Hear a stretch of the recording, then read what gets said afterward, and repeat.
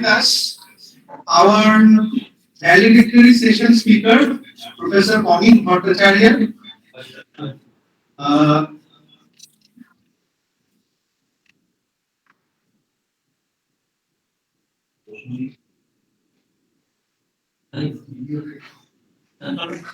uh, Amit sir's lecture will be delivered in a blended mode. In a blended mode, he will be joining both virtually and in physical presence. Please bear with us for a couple of minutes as we finish the technical formalities.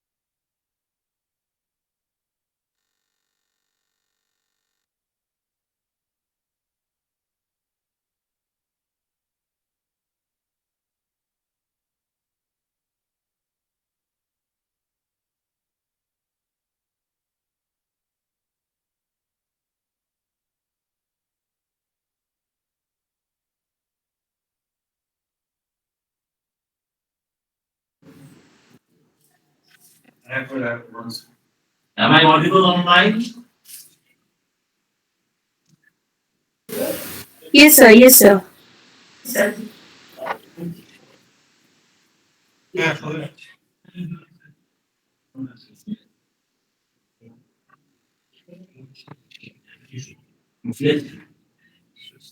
Okay, very sorry for the technical issues. Um,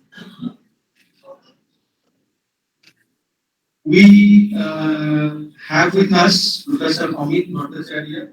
from Department of English, University of Bombay. Apart from being one of the senior most faculty members of University of Bombay, he has a mentor to many students here. So I think it will, for many of you, it will be like revisiting your former teachers. But yes, a teacher is always your teacher. So you will be probably revisiting many of your PG days for the next half an hour. He has authored more than 35 journal articles and book publications. He has been giving lectures in various national, international conferences, refresher courses, orientation programs for the last few years. He has done his doctoral research on Kamla Das. I have to add on a very personal note that at, at the moment he is undergoing a severe emotional crisis. We all know that. And I had become a little pressurized to even request him to come today. But he very kindly agreed. We all thank him for that. And I have heard his valedictory session before. He always does a wonderful job of giving an overview and adding excellent inputs. So over to Amit sir.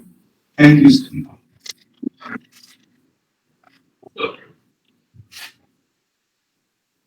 I hope I am coming loud and clear to all of you. Well, as they were said today, I am really going through a very severe mental crisis because of my mother's demise. And actually, this is on a personal note.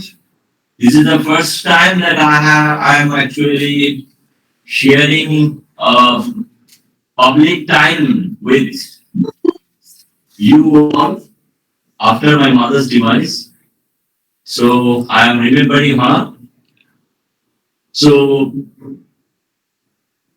I am going to give you a valedictory speech, and Devaditya has been very clever, you know. He actually gave me 45 minutes, and now very cleverly he cut it short to half an hour. See, this is not done. Okay. You are free. Okay, I will see. I want you to extend. I am not going to overstay my welcome. Well, so far as valedictory sessions go, these are very thankless times, you know, because you know everybody is waiting for the certificate to go home, and everybody is mentally casting the valedictory speaker to cut it short. I know that. And again, passes to Devaditya that he has cajoled and forced me and you know browbeaten me to accept this. Now, a valedictory speech is supposed to be a kind of a SWOC analysis. The strengths, the weaknesses, the opportunities and challenges of a seminar or a conference are basically reviewed, revisited by the valedictory speaker.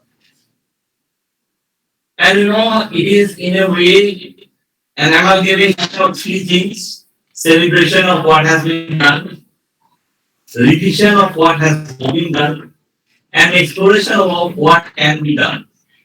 So I am going to structure my presentation um, under four heads. First, there will be a kind of an apology for why this valedictory speech. Then, obviously, I will talk about the tributaries and distributaries. You know, because we are talking about an ideational concept that is liminality. You see, there are influences, concepts from other disciplines and domains that have crystallized into this concept of liminality. And the concept of liminality, insofar as it impinges upon other concepts, other disciplines, and other domains. You know, because we are basically students of literature, there are certain forms and genres that are very, very prone to liminality. My esteemed colleagues, Professor Kaiser Hawk, Dr. Raghupaal Mukherjee, Dr. Sohibendra Banerjee, the other paper presenters, they have pointed out certain things. I was going through the abstracts because I was not being able to go to all sessions, all business sessions to sample all the universities. So I was going through the abstracts and I saw that these are very, very fascinating.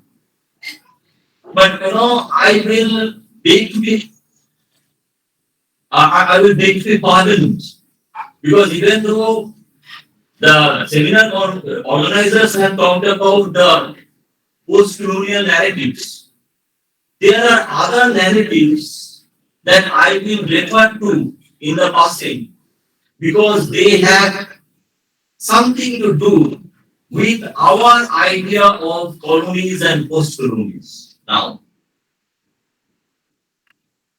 well, so far as my valedictory speech goes, see, as I was telling Naruga and Devaditya while coming to this conference, it is a kind of a reunion not only with men, but also with texts and concepts. You see, as Professor Kaiser has said, that life is liminal. Our experience of life, experience of literature is also liminal. And that's why today, in 2022, we are talking about liminal readings.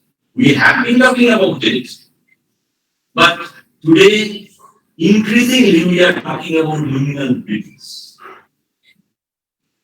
So, there are certain forms and genres. For example, Bildungsroman.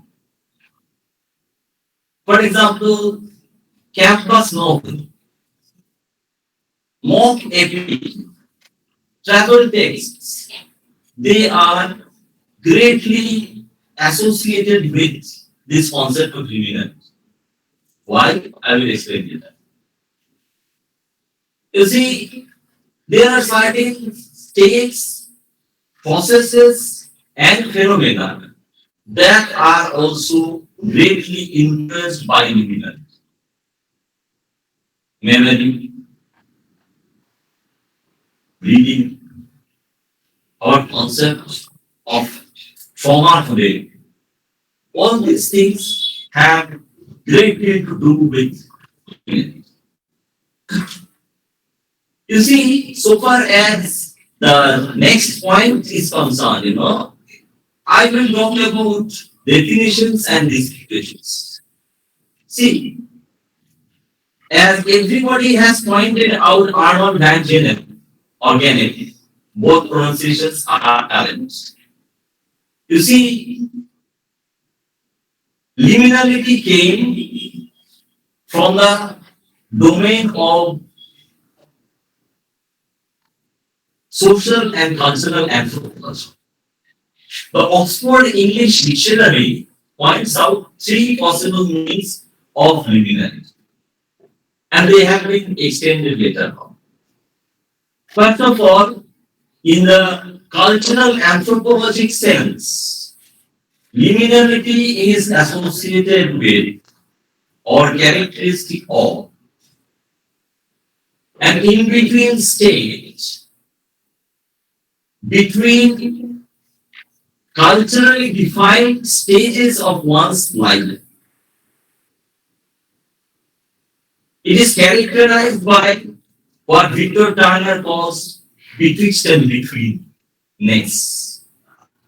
And there is also an element of the outsider, a threat to the norms, social norms. You see, Dr. Narupal Mukherjee was talking about the lesbian relationships and looking at it through the liminal prism. You see, the sense of an exteriority, the sense of strangeness, and an element of threat is there to the norm. You know, Anthony Giddens has defined the norms as a set of behaviors that reflect or embody a culture's values, prescribing specific codes of behavior and proscribing or forbidding others. So, this is very much deep. Now, if you look at liminality and how critics and theorists have talked about it, we can group them individually or in pairs or groups. How people like Van Gennep and Victor Turner, who ultimately extended the scope and range of Van Gennep's discussions later on in the 1960s. You know, they talk about the concept of thresholds and an elaborate ritual or rite of passage connected to a particular social order. Then, people like Sarkozy and Thomason, they talk about transformation and the experience of uncertainty. So uncertainty is there, indeterminacy is there, and in indeterminacy, there are possibilities. Just as there is chaos, there are also possibilities. Just as Danush or Masumi, Brian Masumi, they have talked about this.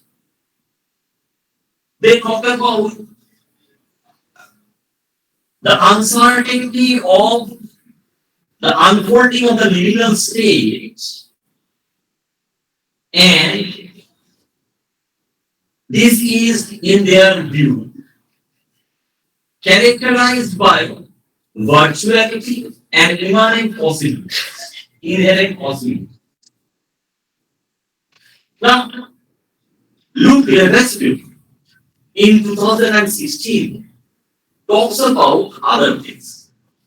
He actually foregrounds liminality as a complex border space or a mediator of between points constituted by an instinct. As I was telling you while summing up the plenary session, that in liminality there is both difference and at least an arch to bridge the difference. Okay, you see, people like Frank and Travel, they talk about through liminality, they talk about alternative time spaces. Alternative time spaces or haunted or spectral sites like the theater platform, the stage, where multiple rhythms and temporalities coexist, collide, coalesce, and thereby destabilize place identity on the one hand and the perceiver's identity on the other. Similarly,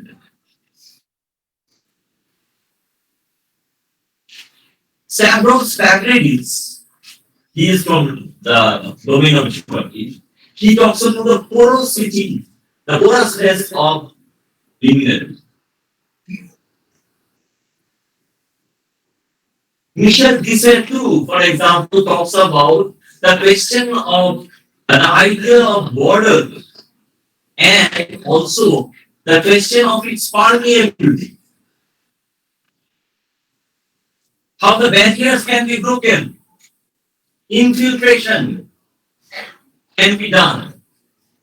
As now was talking about the breaking of the fourth wall, the permeability quotient is there, very much associated with our concept of unity. But because you are talking about post-coloniality, because you have read Aruprasad Chakraborty's article, I cannot absolutely ignore power. You know, people like Musonegro, and I am coming back to power, but before that, I'm talking about Musonegro and someone like Buono, Carlo Buono. Asma Musonegro and Carlo Buono, both of them actually talk about the rhizomization of liminality that can be characterized at once by abrupt transitions from one to another, from childhood to youth, or they can also talk about gradual modulation and variation that takes place during the adolescent years. And that's why campus novels are very, very important. A colonial narrative like Tom Brown's School Days that talks about the empire, that talks about the British education system, Brahmin, as the summum bonum of education, for example, that can be revisited with our post-colonial sensibilities. Now, while talking about Suniti Namjoshi, Narula was talking about how Suniti Namjoshi is trying to revisit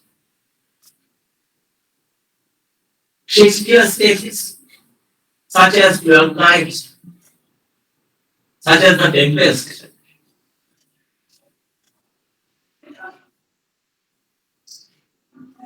And he was talking about the post-colonial adaptations. My dear friends, adaptation always presupposes abrogation and appropriation. So on the one hand, it denies the existence of anything standard or sacrosanct. It can't provide with many things. Even the canon, the canonical literature, and also even the birth, Shakespeare, the cultural icon, the emblem of British culture. So, you know, there is magic in liminality. That element of strangeness, beneath which there is always a hard core of reality. Even though oftentimes we are deluded of that hard core of reality. You see, Bhama actually puts forward liminality and hybridity as complementary concepts. He talks about cultural hybridity and social liminality together in location and culture. Location of culture. You see, when liminality brings about an uncertain stage between specified and specifiable identifications, it facilitates the existence of a non-hierarchical space and outlook on life. Thereby, difference can be entertained and tolerated without any assumed or imposed attack or violence. As Nanda was talking about, as Somitendra Babu was also. You know, see, let me take up for discussion a quintessentially canonical text like Hamlet. Hamlet was written probably in 1601. This was the last year, these were the last years of Elizabeth's rule. And Soitendra was talking about how theater subverts, transgresses and subverts. You know, there was at that time censorship, the sting of censorship, the lance of libel, and also the sword of sedition. Because playwrights have been captured, imprisoned, tortured, even killed. You think about the emergency in India, and you will very easily be able to identify it. There was what I call FSRT. There was factionalism, there was a succession crisis, there was rebellion, and there was tyranny. In order to evade punishment, a clever dramatist like Shakespeare would use liminal settings, liminal types, liminal characters, and liminal actions. My dear friends, what has Bangkitchandra done? By invoking people like Jonmejoy from our mythological corpus, he was actually satirizing the Bahu culture of his day. But he was doing it very cleverly, as was Shakespeare. And that's why Hamlet becomes a liminal character, placed in a very liminal situation. As a son, as a lover, as a prince. Think about the closet scene. Think about it. Gertrude says, Hamlet, thou hast thy father much offended. Claudius has married Gertrude and has become the stepfather of Hamlet. So, she was talking about Claudius and how he has been offended by Hamlet. And how does Hamlet refute that contention? He says, Mother, you have my father much offended, pointing out thereby his biological father King Hamlet. So the implication, the aspersion was that by marrying the brother of her own deceased husband, she has offended the memory of her husband. You see, Gertrude asks Hamlet, have you forgot me? Hamlet said, no, you are the queen, your husband's brother's wife. So the entire closet scene, the family reunion scene, is fraught with liminal possibilities. Similar is the case with As You Like It or 12 Nights. Elyria or the Forest of Arden can very well represent certain aspects of England and of that day as well. So Hamlet talks about rebellion. And you will ask me, sir, how does Hamlet become a post-colonial text? He doesn't. But think about it, my dear friends. He was writing about a very, very turbulent situation in Denmark. King Hamlet had annexed Norway. and placed on the throne a puppet ruler, the old king of Norway, the uncle of young Fortinbras. You were talking about Naruda, you were talking about Alexander and Guru. The same case being repeated over here. Okay.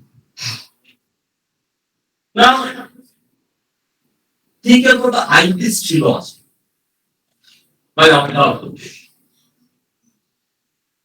It actually tells you the story of the first 3 or 4 decades of the 19th century, 1830s, and there is a flashback that goes back to say 1809, 1810, and so on and so forth. See, the Rashkars are the liminal people. Nobody knows where from they have come. They speak in a very, very diverse lingua franca in which words and phrases and syntactic features of various languages in the ocean realm have been there, have been incorporated. And colonization, colonialism, and imperial domination of commerce. You think about the opium wars of China, and you can really easily understand this. So basically, Amitav Ghosh is trying to ride back to the center, empire riding back. He was trying to create an alternative historiography whereby the events of the British historians and historiographers are questioned and destabilized. You think about Mary Kingsley's 1897 memoir, The Travels of in West Africa. Think about the liminal position of Mary Kingsley, whereby she is going against the givens of the Victorian times. She is not a living stone, but Mary Kingsley, a woman, exploring West Africa as the first white woman. And she is looking at West African people, West African customs from the imperialist perspective, with an imperialist gaze. See,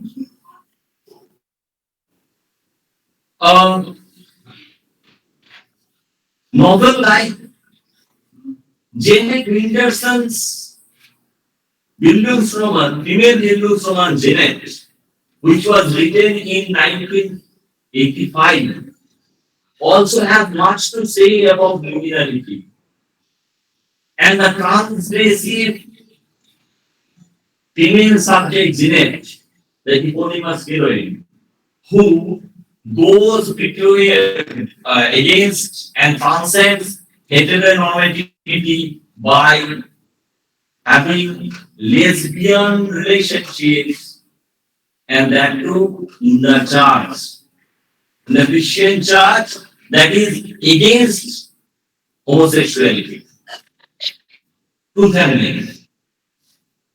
She has lesbian relationships with many. Milady is there, Miss Tuesday is there, and even Kathy is there. Milady is a shop girl, Miss Tuesday is a church elder, and Kathy is a recently converted member of the church congregation. And she preaches, delivers sermons, and teaches Sunday school. In a way, thereby she presumes to get trapped into the male physics. Okay, let's come to a very topical text. It was written in 2013. It was written by a Nigerian author. It was about America. It is called Americana by Chimamanda Ngozi Adichie. If you read the text, you will see that Ifemenu, the Nigerian woman,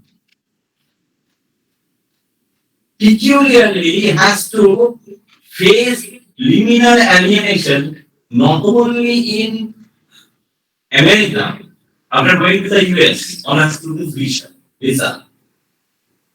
There he is a black African, so obviously he becomes a liminal person, a liminal character over there.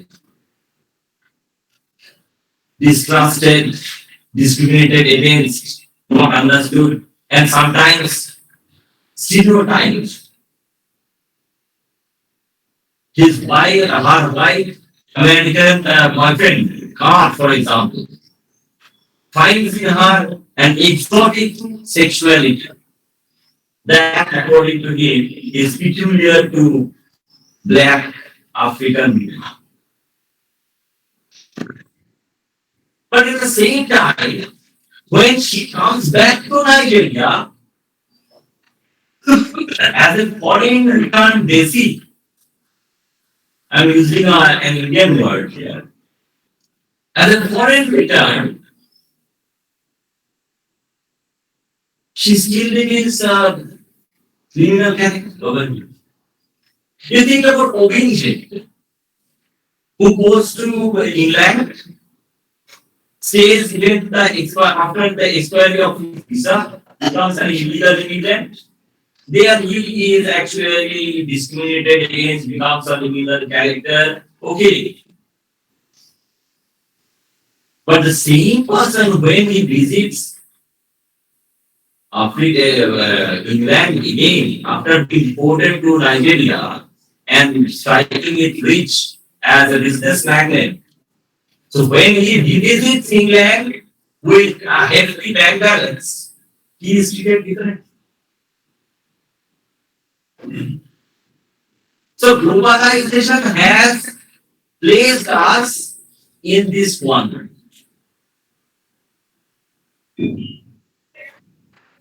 Am I overstaying my welcome? I hope. Can you bear with me for a few minutes more? Sure. Okay. See, you think about an 9/11 text. Submission by Hamid Warman. It was published in 2011. Orpita Onu Marinur, you guys may identify with this text. See, in submission, when we talk about it, think about the liminal situation. It is the aftermath of the 9/11 attack. When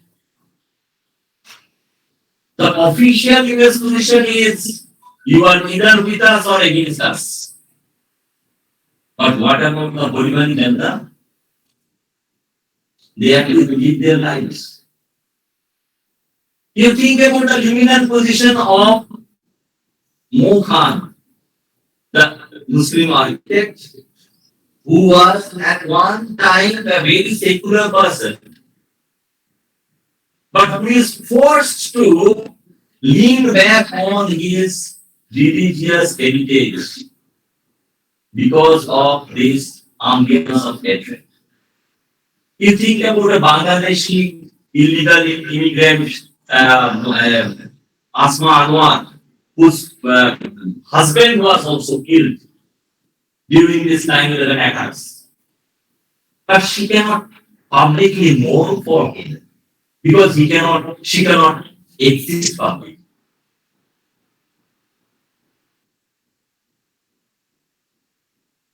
So the garden that Mokhan has proposed to be made has planned for this site of the erstwhile Twin Towers of the World Trade Center, that becomes a liminal space, a symbolic space. Against the void of the white Anglo-Saxon Protestant architect, the vast architect. And therein lies ultimately both the chaos and the immanent possibilities of the liminal situation. And the epilogue that environment has appended to this text, it actually becomes a locus classicus of liminal, whereby, Frank and Travel was talking about alternative time spaces in which multiple rhythms and temporalities can coexist and collide, and thereby destabilize the place identity. This epilogue takes the story 20 years down the line from the 9/11 attacks, thereby giving you an alternative temporality, a possibility that is immanent, when there can be an existence without destiny, without discrimination, without wholesale categorization. Amra Ura. The other is okay. You see, we have come to the fag end of today's deliberations, and I am trying to give you some food for thought. You see, don't think that liminality is always negative. It can be positive. In doubt, we may have curiosity. From doubt comes curiosity. Mulya Singh Bhargava, the motto of the Royal Society, when it was established in the 1660s, I will not take anyone's word for it. So there was doubt, there was curiosity. From stress may come initiative. Even the whole teaching learning process takes place within a linear space. The two cardinal points being ignorance and knowledge, confusion and conscience. The teacher education meets the student within the linear space. They bridge the gap. They bridge it together. And that's why I would like to differ from my elder brother, Namuda. Yes, we are not going to understand everything. Yes, we may be undergraduate students. We are going to hear certain words, certain phrases. Some of them may linger in our memory. And at one time or another, we will have epiphanies, ecstasies. What Uddhadev Boshu has called Unmiloner Prasad. Actually, হঠাৎ করে আলো জ্বলে উঠবে. We will understand certain concepts. We will understand certain additional concepts like alienation and alternative, deterritorialization and precarity, ambivalence and hybridity, and so on and so forth. So I would like to end today's presentation by singing parts of a song, a Bengali song, from a Bengali movie of 1980, sung by Sharon Mittu. এই পথেই জীবন, এই পথেই মরণ আমাদের, সবকিছু পথের বুকেই, ঘরের স্বপ্নটাই আমাদের দেখে যেতে নেই। এই পথেই জীবন, এই পথেই মরণ আমাদের, সবকিছু পথের বুকে। So there is this liminal alienation, but it is not the enduring stage. তবু মাঝে মাঝে স্বাদ হয়, পথের সাথীকে নিয়ে কাটাতে খেলার ছলে কিছুটা সময় স্বাদ হয়। চলেই যখন হবে যেতে, ক্ষতি কি জীবনে কিছু পেতে, ফিরবো কি ফিরবো না তা তো কেউ জানে না আর এখানে। So there is liminal ages. Thank you.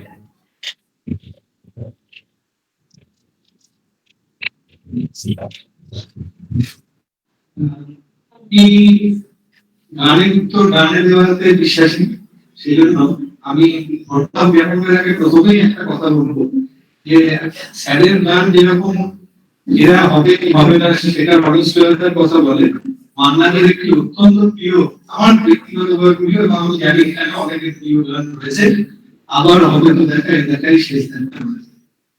তো খুবই ভালো লাগছে আজকে দিনের একেবারে শেষটা এত সুন্দরভাবে হবে এটা আমি, তার কারণ সকাল থেকে মাসুদ এই মুহূর্তে এখনো ভালোভাবে একটা ক্রাইসিস সলভ করতে গেছে।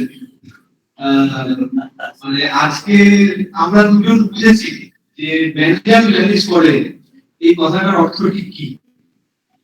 আপাতত আমাকে ধন্যবাদ জ্ঞাপন করতে হবে, আমি বাংলাতেই করবো ধন্যবাদ জ্ঞাপন, এটা আশা করি আমার সিনিয়ররা এবং কারণ আমাদের স্টুডেন্টদের উদ্দেশ্যে ওরা বুঝবে, ইংলিশে বললে ওরা বুঝবে, বাংলাতে বললে ওদের হৃদয়ঙ্গম করতে এবং হয়তো একটা বাড়তি উষ্ণতা থাকে এবং সেটা ওদের না। গত আমি ধন্যবাদ জ্ঞাপন করতে গিয়ে প্রথমেই ধন্যবাদ দেবো আমাদের স্টুডেন্ট।